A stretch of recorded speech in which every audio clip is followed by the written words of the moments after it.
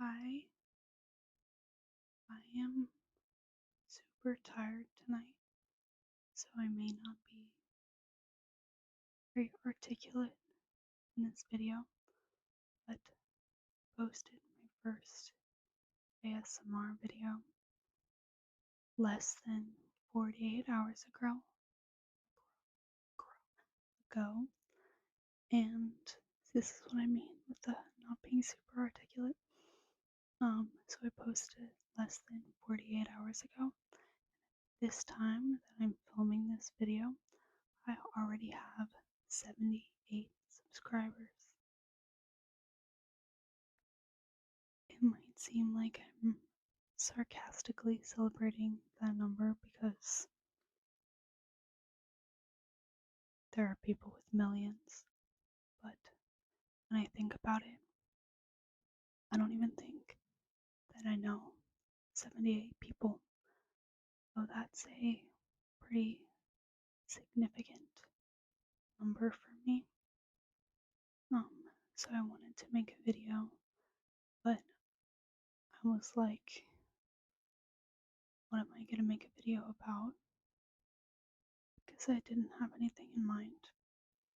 But I had just gotten off of the phone with my best friend who lives halfway across the country from me. So our conversations normally start with like updating each other on what's been going on in our lives.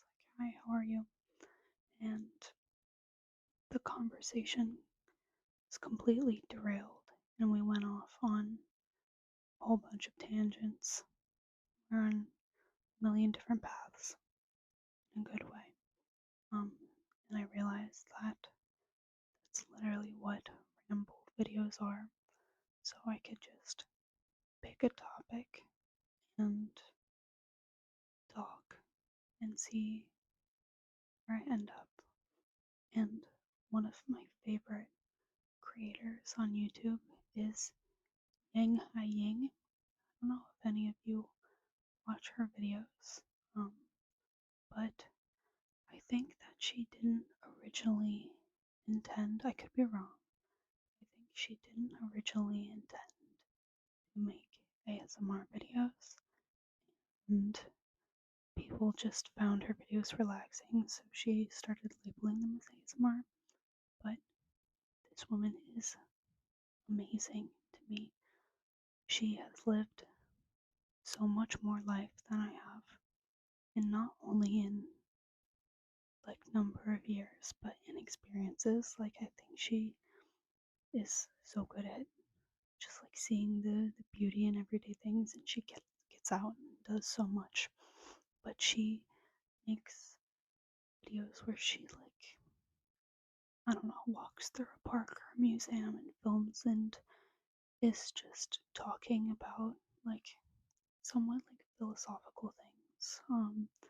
But she just goes off on these tangents and like things come to mind and she just talks about them, and I just love listening to her talk, like go off on her tangents, and so interesting to me.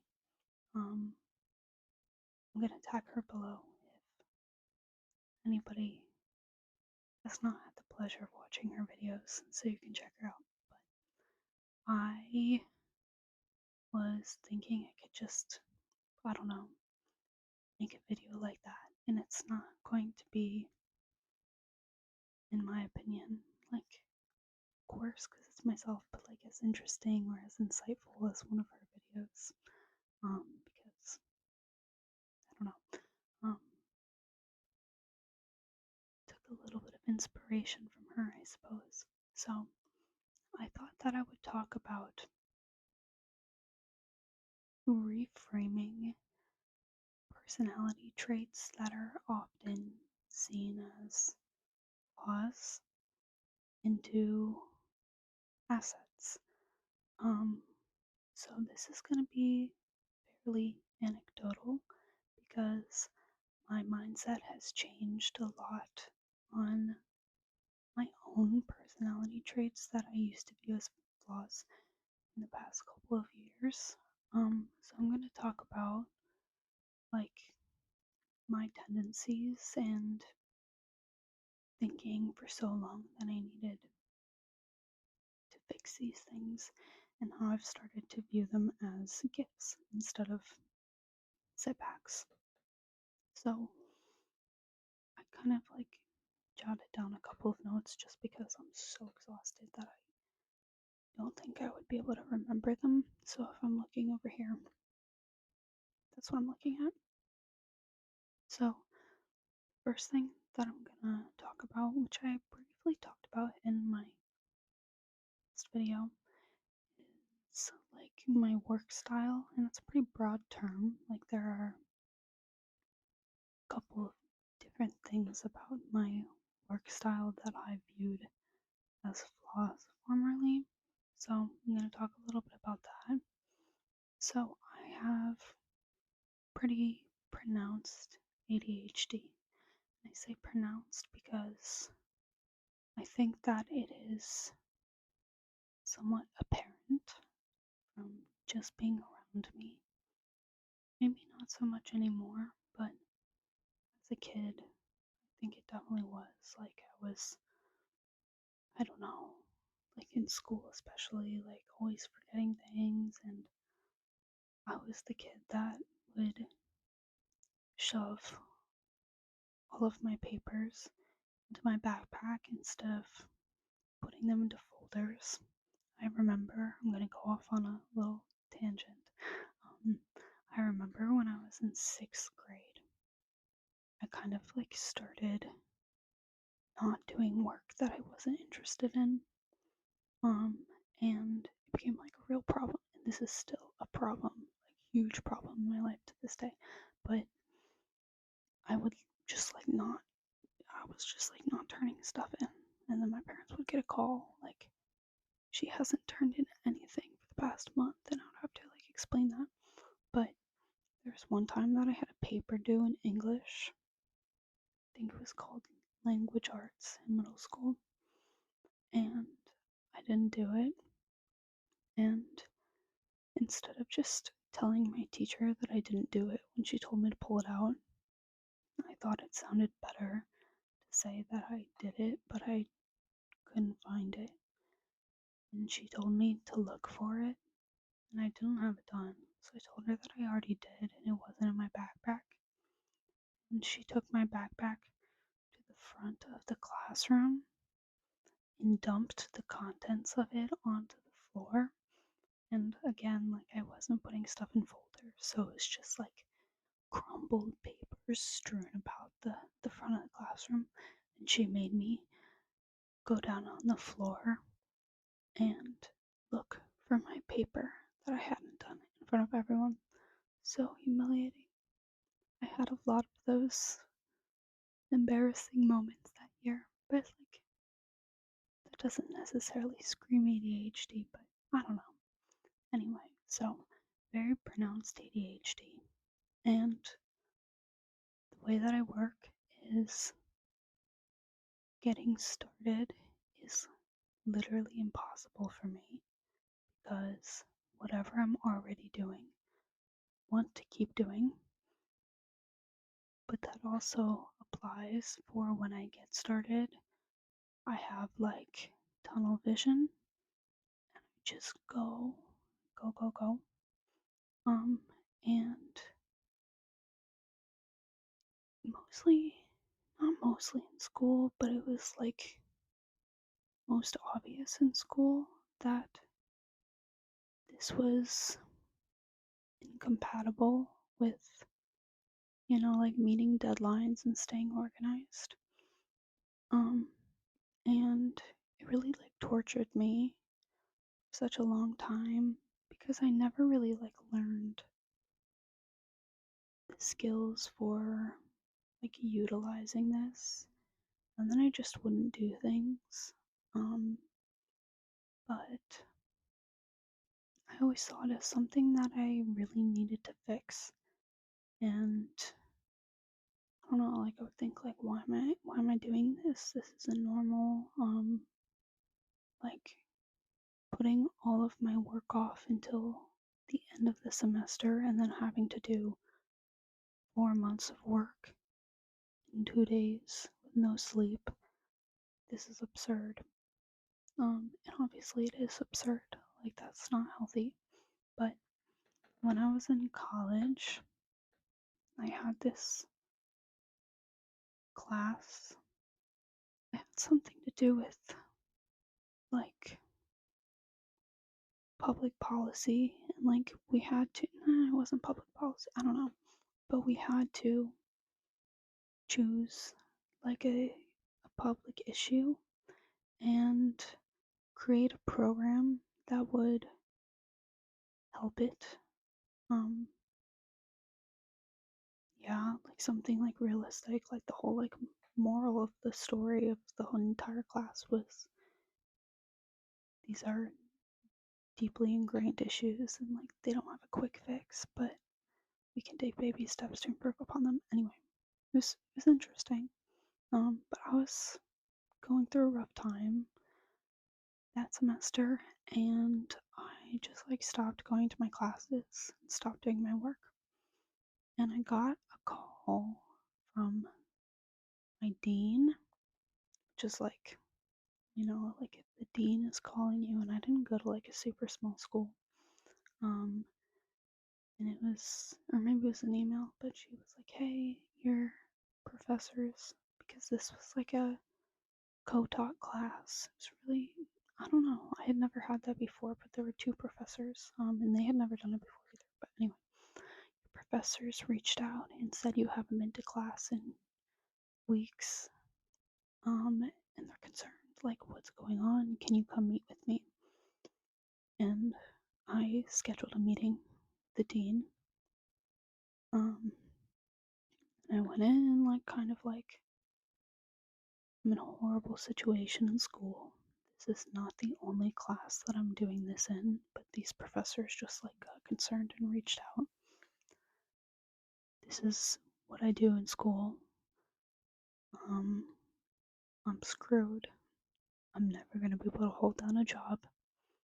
She kind of laughed and she said, I can tell from talking to you that you have a lot of ideas and you're very smart. Or she said that to like everyone who came in. It's like a confidence builder, but she said that because I was telling her about how like I wouldn't do work until I felt the sense of urgency or if it was interesting to me, which normally wasn't interesting enough for me to do. And she said, one day an employer is gonna appreciate that you're able to do good quality work under pressure. And I was like, oh, that was actually, this dean meeting went better than I thought. She said, go meet with these professors, like they're willing to work with you because based on like attendance policy and like homework policy, like I should have been failing the class. Um, so I went and I met with them and I said pretty much the same thing to them. And one of the professors said, like, it's okay. Trust that you're going to get this work done. I don't care about the deadlines because I think you're going to submit good quality work. And I work the same way.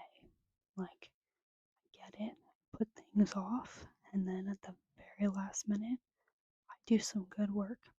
And the other professor said, and this is something that, like, I don't know, I guess made me think.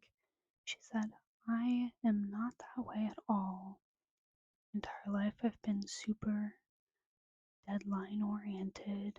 Like I get everything in right on time, and I feel that it takes away from my ability to be creative. Um, and I can tell that you're creative.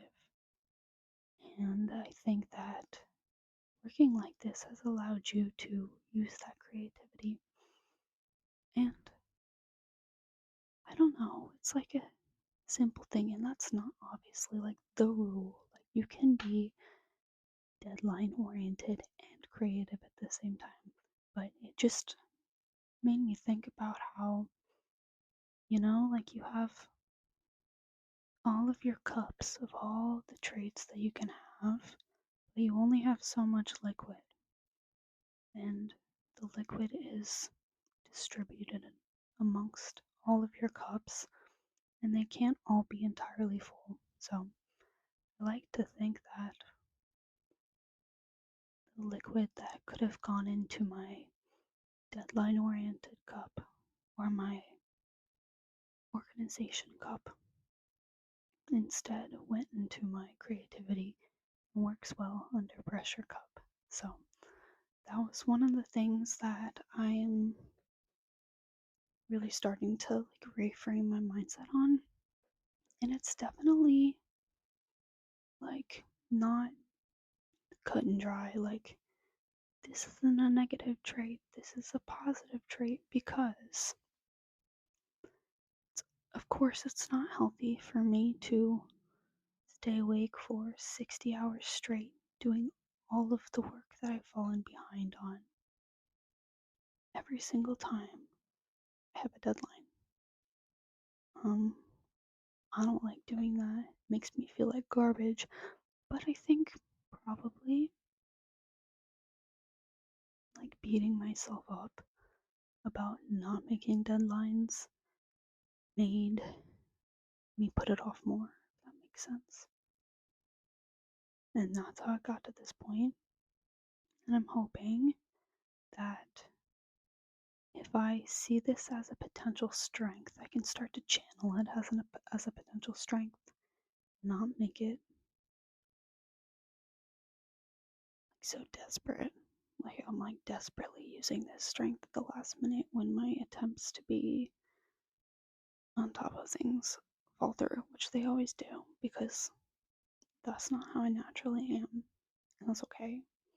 And then another thing that I always viewed as something that I needed to fix about myself was my tendency to like overshare. Um, I don't mean overshare in the sense that I'm like, I've seen the term trauma dumping, where like people are just like randomly telling you like these horrible things that happen to them in like a casual setting, and everyone's like, how do I respond to that? Like, definitely don't do that. It's more, and it's not like super personal stuff, but it's more like just like giving a lot of information on something. Like,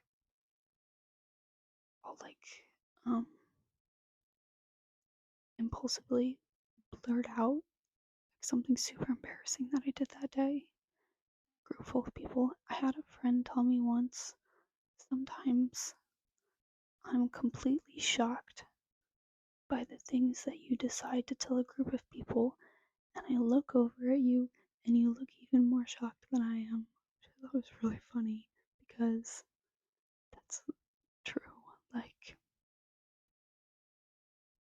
I'll do something embarrassing and I'll say like in my head, okay, I'm taking this one to the grave. And then I'm in a group setting.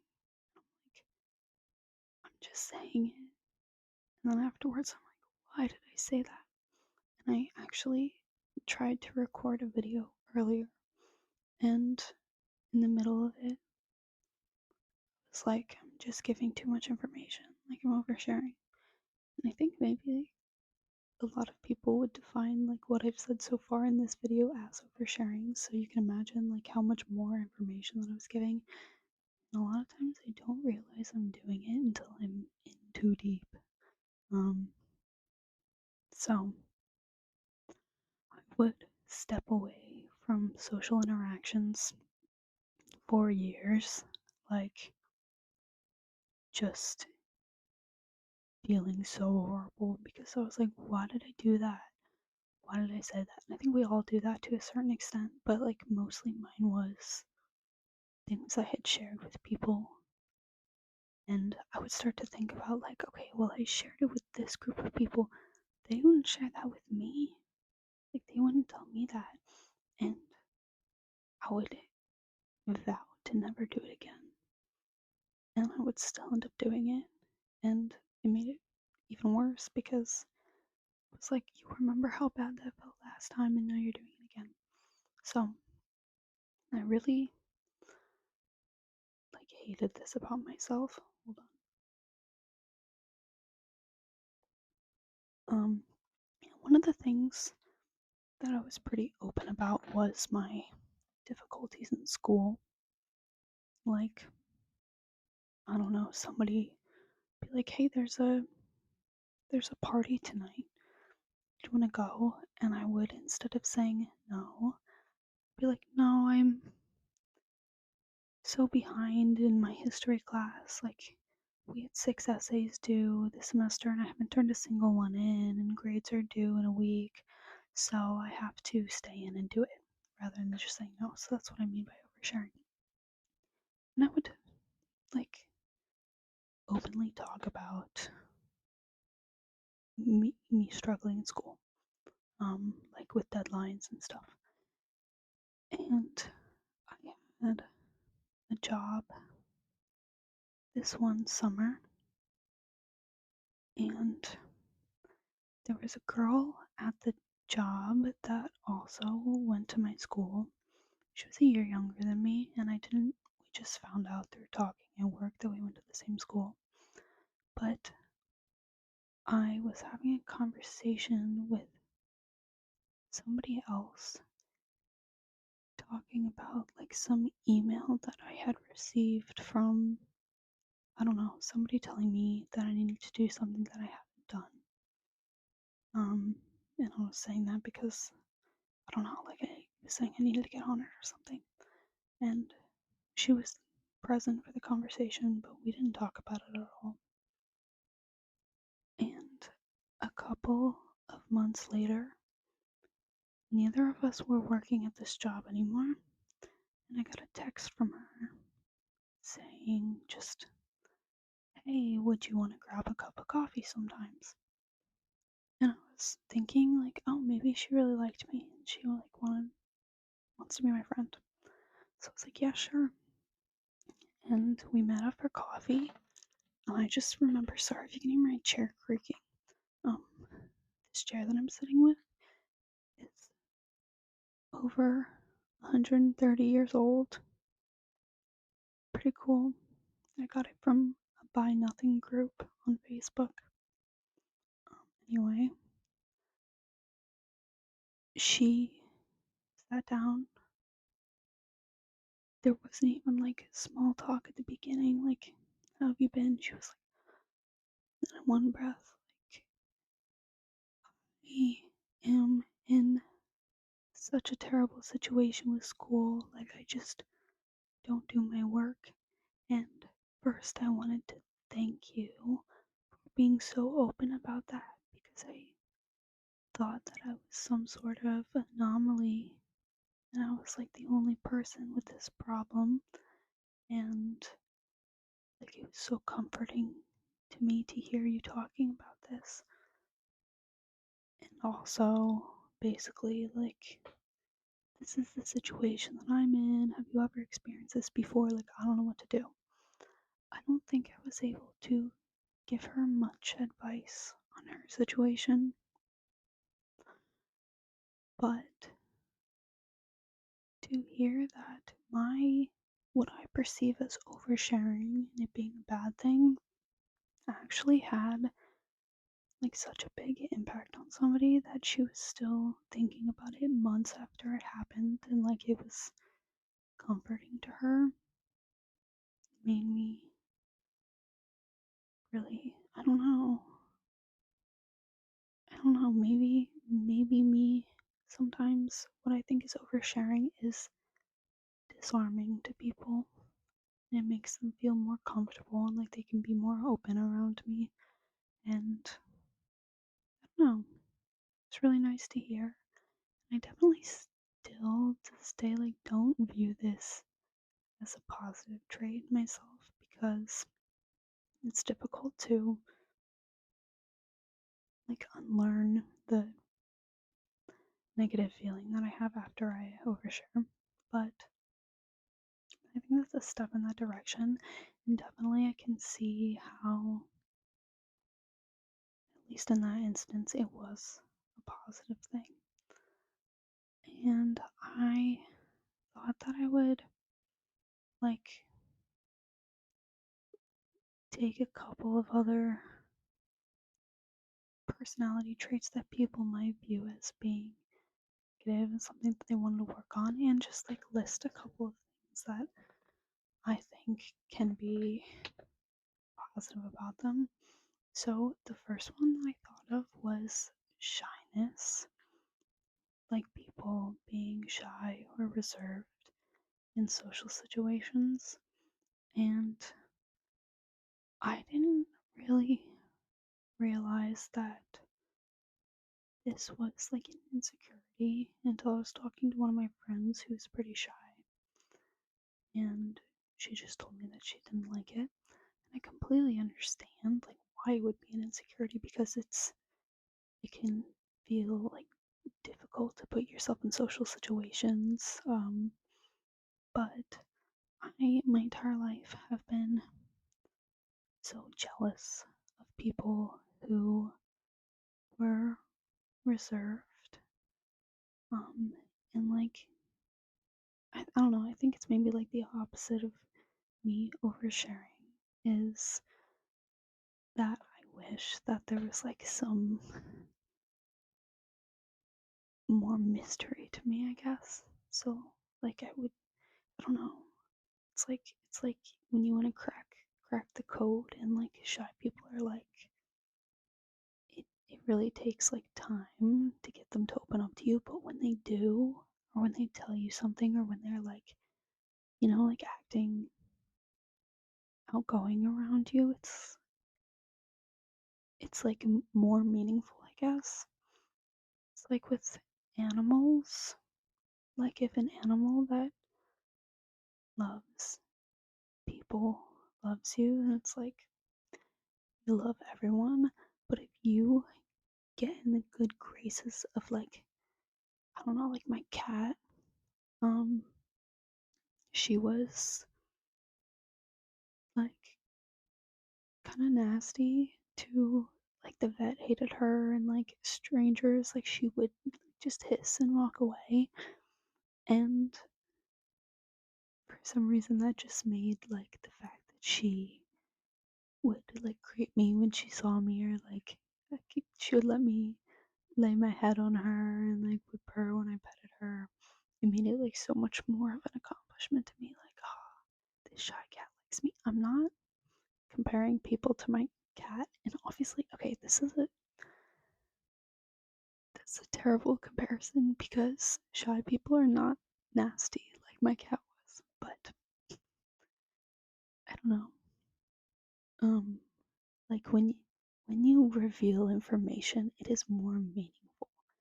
Meanwhile, like when I'm revealing information, like telling an embarrassing story, no one that knows me is going to be like, oh wow, like she must be so comfortable with me to tell me this, because I would tell it to anyone. Um, Also like the having some mystery to you. Always been jealous of that. Okay, the next one that I thought of was I'm just thinking about how poorly I articulated that. I'm sorry, shy people. I genuinely like I just articulated my thoughts so badly. Okay, I'm actually gonna not say the next one because I'm gonna go back to shyness. I also think, additionally, to like I can't speak. I'm not even gonna try. I think also that a more quiet and stoic presence can be really grounding in social situations. Um, and if you are more reserved in your thoughts and your feelings when you do share them, it's more impactful. So, when you're someone like me, like when I share my thoughts, it's like a drop in the ocean. When somebody who's more reserved shares their thoughts, it's like I'm more likely to really listen because it's not a drop in the ocean, it's a quarter of the ocean and it's important. Yeah, okay. Still not thrilled with the way I articulated that, but whatever. Okay, the next thing that people might perceive as being a flaw, but can be a gift. And I think this is one that's like talked about quite often, but sensitivity. Um,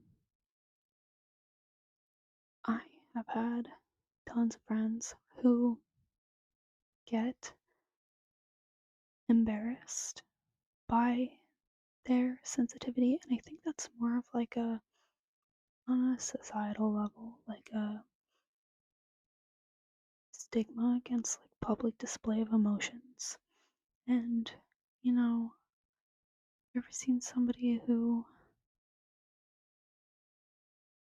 just like feels what another person around them is feeling and they'll show it, and like you can genuinely tell that they are emotionally invested in this other person's struggles, or like people who cry when they hear sad music, which is so sweet. And I think it definitely stems from like you being embarrassed that you show your emotions outwardly, and also probably the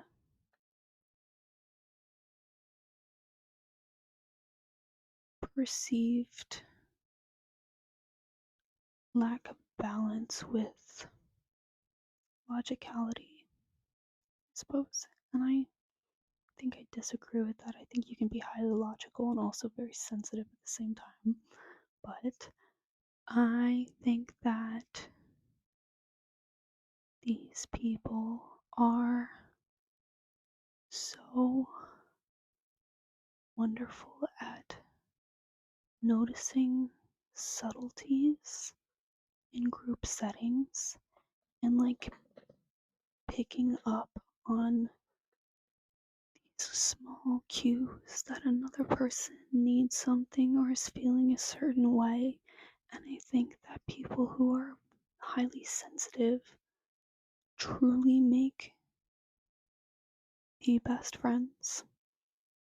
Um, like, I don't know, like somebody who notices these small cues, and it like means so much that somebody noticed at all. Like, oh hey, I noticed you were uncomfortable when this was brought up, or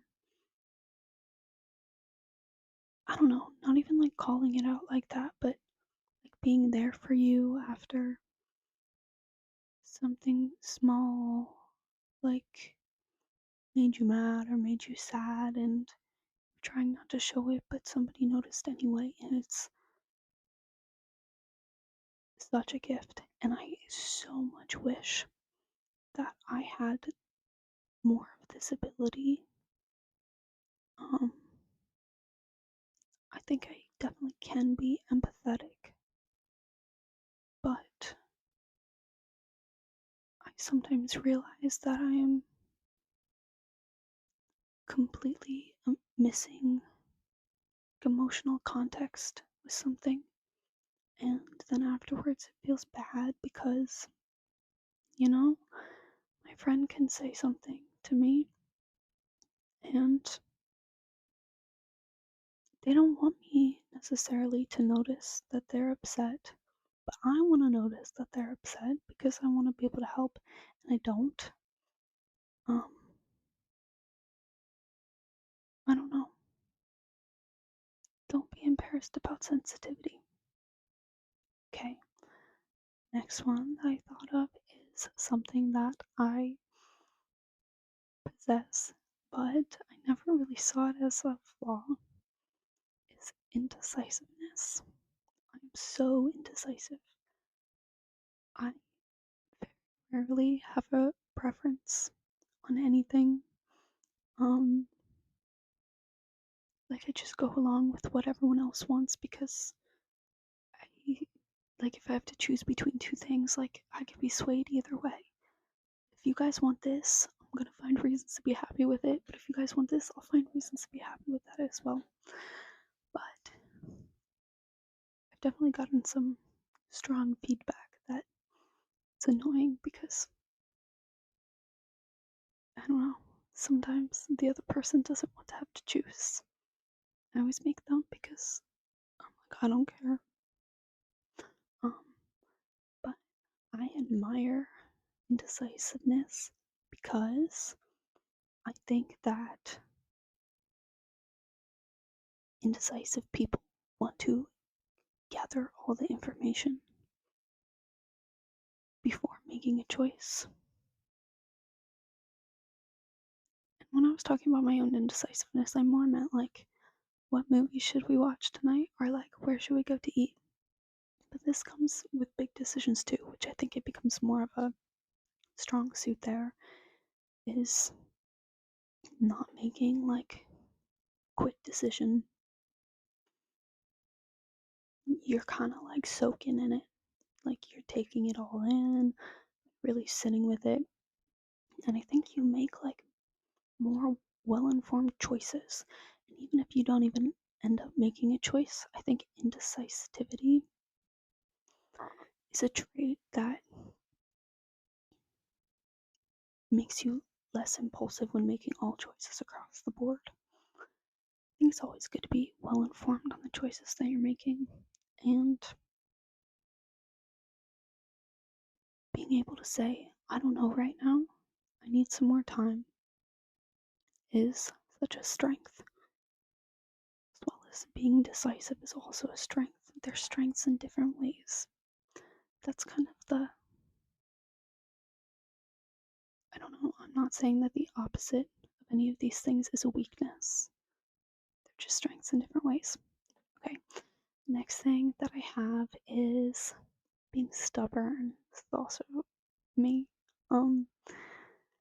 And I think stubbornness can kind of get in the way of things when you're like unwilling to see other perspectives, and I think that's when it becomes an issue.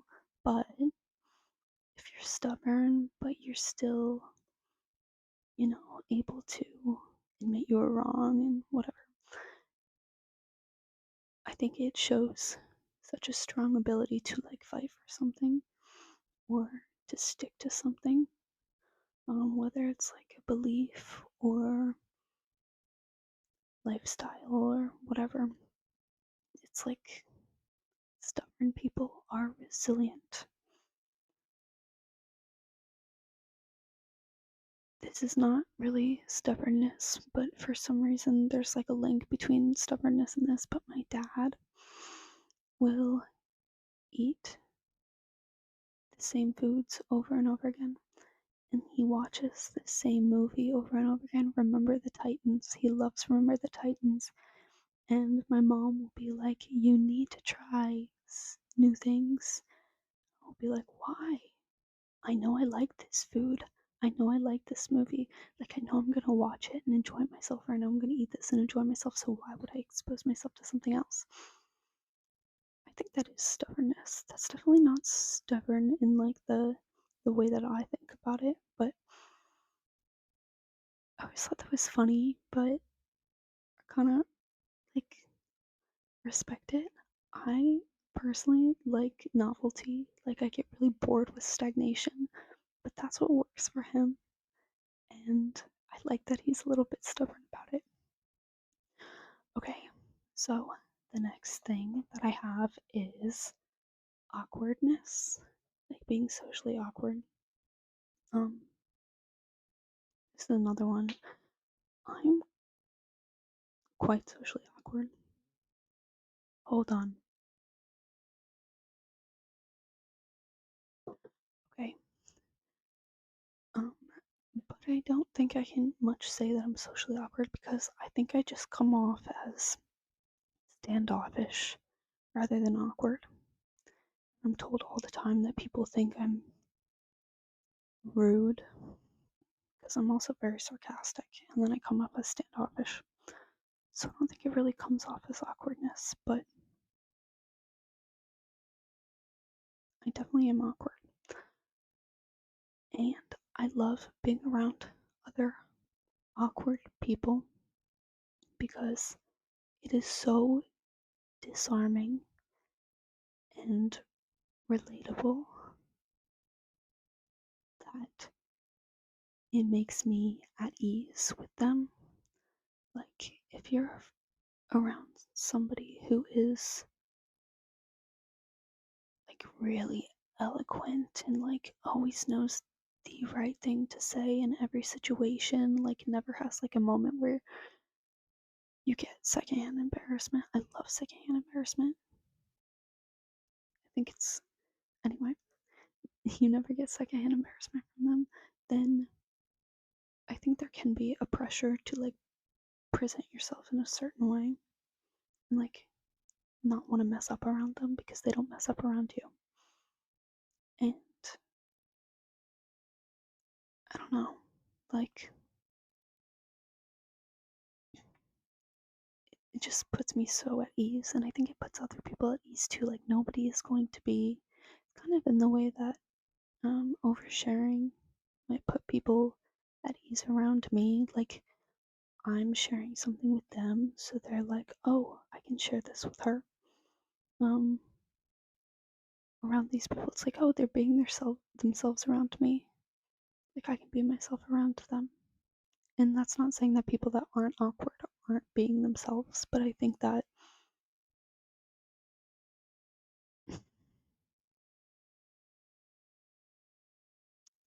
this is all coming out wrong. Anyway, hopefully you can understand what I'm trying to say because I can't say it properly. Okay, and then the last thing is messiness. Um, if you've had roommates and you've lived with messy people, it is difficult to look at it as a positive, I think. I think a lot of people just resent mess makers, and there's a difference between being naturally a little bit disorganized and being a disgusting slob at the expense of other people. So don't get me wrong, like, that's rude. I have had roommates that could not wash a dish to save their lives. And that's just dirtiness, not messiness, but like, like leaving food to mold in the sink for days and whatever. But I think if you are somebody who does not have a natural aptitude for organization and cleanliness, then you might prioritize experience and process over like rigidity, and you're able to get caught up in the moment and not worry about, keeping everything in order. And of course, then it's difficult to find things, and like sometimes,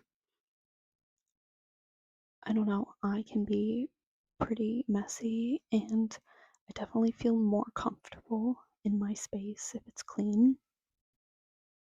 When it doesn't get cleaned often, it does like start to kind of affect me, especially when, I don't know, that's a thing with all animals.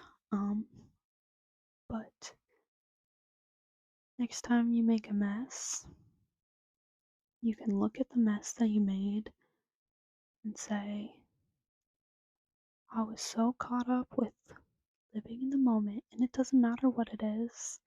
It can be, I don't know, like you made a mess in the kitchen because you're having so much fun baking, or you got paint everywhere because you were so wrapped up in an art project that you weren't even thinking about washing your brushes in between each step and you just put the brush on the floor. I sometimes do that. You can see a positive in it. And then you have to clean up your mess because you don't want to keep living like that. But a natural tendency for messiness, not necessarily a bad thing. So, with all of these things, there obviously needs to be a balance. So, like, again, I'm not saying like, oh, like with shyness, like, I'm afraid to talk to people at the grocery store. That's a positive thing. Like, of course, you need to adapt. Or, like, with sensitivity, like, somebody made a joke the other day and I sobbed uncontrollably for 2 hours. There's a middle ground, but you can kind of look at the implications of possessing these traits and appreciate them while still working on finding a balance. And I think that learning to appreciate them might help to find a balance. So instead of saying, like, okay, I'm so awkward, like, I can't have a social interaction without making people around me cringe, like, this is so embarrassing. Instead, you can say, I'm awkward, and it makes people feel at ease around me. People feel comfortable around me. Of course, I can work on like improving the way that I carry myself in social situations, but if I have these awkward slip ups, that's okay. It is contributing to people's comfort, exhaustion, comfort level. And yeah, like acknowledging that every limitation also comes with strengths is so important. Like your cup for cleanliness might be empty, but your cup for living in the present moment is full because of that. Maybe you should dump a little liquid into that cleanliness cup, but you can appreciate that you have the ability to enjoy the present. Alright, so I know I didn't say anything groundbreaking here, nothing that you didn't already know, and I know I was quite redundant. Again, I didn't put much planning into this. I made a little list, and maybe in the future, I don't know, I've seen ASMR videos that are like literally like very well planned, like structured lessons on things, and it actually feels like I'm in like school, but it's relaxing. And obviously that is not the case today. I just rambled, but if that's something that you would be interested in, I love to try new things, and I've never like taught a lesson before, so that would be super fun for me to try to like sit down and like do a write up on a topic that I'm interested in and knowledgeable about, and like structure it out and like think about the best way to explain it, so that it's more informative and less me talking in circles. But if you enjoyed this, also let me know, because I can just talk in circles. I'm good at that. I'm usually a little bit less redundant when I'm more well rested, but maybe not. I don't know. Um,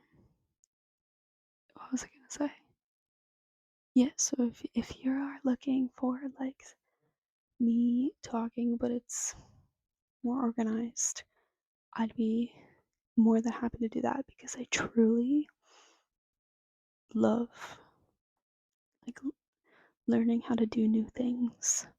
Like a lot of times, I don't know, someone will ask me to do something with them, and my only thought is like, I've never done anything like that before, so yeah, I want to do it. Like with making ASMR, I know nothing about audio, and I'm really excited to learn. I've never I don't know, never done anything with audio before. It's like, okay, I can do something new here. So, literally anything that you want to see, not anything, of course, but like throw it out there, and I will consider it. It's just because I'm comfortable sitting in front of a camera and blah blah blah blah blah. Doesn't mean that's the only thing that I want to do. So, yeah. Um, Thanks for watching. I'm glad that this video was an ASMR video because I guess when you're watching ASMR, the content doesn't matter as much as whether or not you're relaxed. So